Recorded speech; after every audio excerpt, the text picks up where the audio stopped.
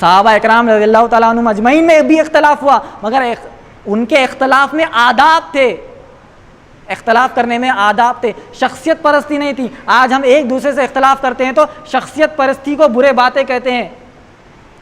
بھائی کوئی چیز میں، کوئی حدیث میں، کوئی فتوے میں، کوئی دینی مسئلے میں اگر اختلاف ہوتا ہے تو ہم کیا کرتے ہیں، اس کا جس سے ہمارا اختلاف ہوتا ہے اس کا علم چھوڑ کر اس کی پرسنل باتوں کو لا کر ہم عوام میں دیتے ہیں، عوام میں بتاتے ہیں۔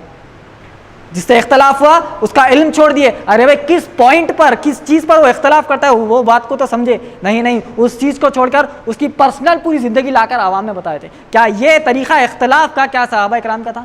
صحابہ اکرام میں بھی اختلاف ہوا، مگر کیسا اختلاف ہوا؟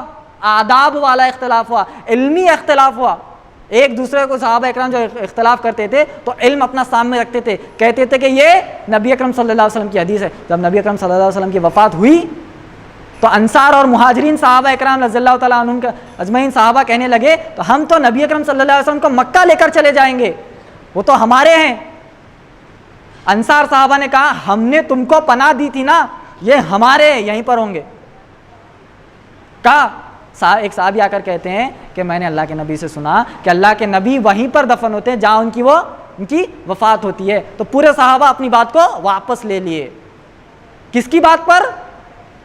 صحابی کی بات پر۔ ایسا نہیں کہا شاید تم جھوٹ بول رہے، تم دھوکے بازی دے رہے، تم دغا دے رہے، تم نبی اکرم صلی اللہ علیہ وسلم کے جسم کو یہیں پر دفن کرنے کے لیے اپنی بات لے کر آئے ہوں گے۔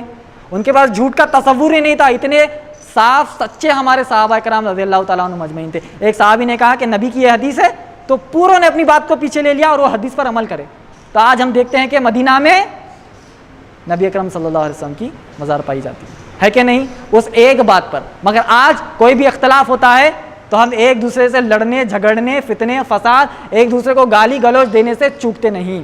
یہ کیوں ہوا؟ نہ ہم نے کلام اللہ پڑھا، نہ ہم نے حدیث پڑھی نبی کی، نہ صحابہ اکرام کی زندگیاں پڑھے۔